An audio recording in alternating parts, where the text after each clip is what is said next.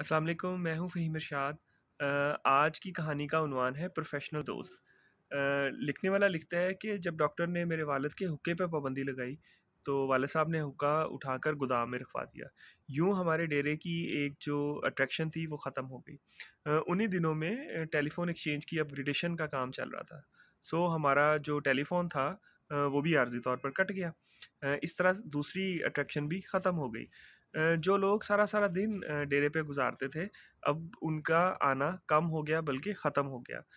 बहुत सारे लोग जिनको हम अपने वालिद साहब का इंतहाई करीबी दोस्त समझते थे, जिनको हम लोग अपना चचा जान भी कहते थे, जो लोग मोहल्ले में दाखिल होते ही मेरे वालिद साहब के नारे लगाते थे और सारा-सारा दिन उनकी तारीफ़ें और उनके हक़ में बातें करते थे। हम उनके चेहरे भी भूल गए और वो उन्होंने आना बिल्कुल ख़त्म कर दिया। मैं उस वक़्त छोटी क्लास में पढ़ता था, प्राइमरी स्कूल में पढ़ता था।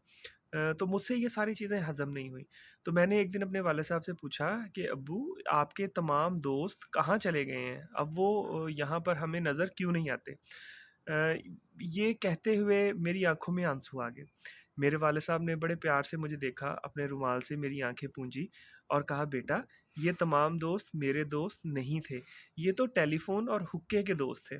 टेलीफ़ोन और हुक्का चला गया, ये दोस्त भी चले गए। हाँ, जब टेलीफ़ोन और हुक्का वापस आएगा, तो ये लोग भी वापस आ जाएँगे। मैं तब छोटा था, मुझे ये वालिद साहब की बात समझ नहीं लगी। वालिद साहब ये चीज़ भाँप गए।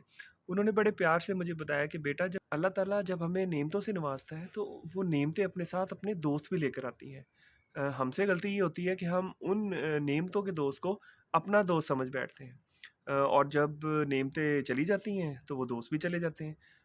हमारा कमाल तो ये होना चाहिए कि हम उन नेमतों के दोस्तों को अपना दोस्त ना बनने दें और उनको नेमतों के दोस्त तक ही महदूद रखें। मिसाल के तौर पे अगर आपके पास कार है, तो कार के दोस्तों को कार के दोस्त रहने दें।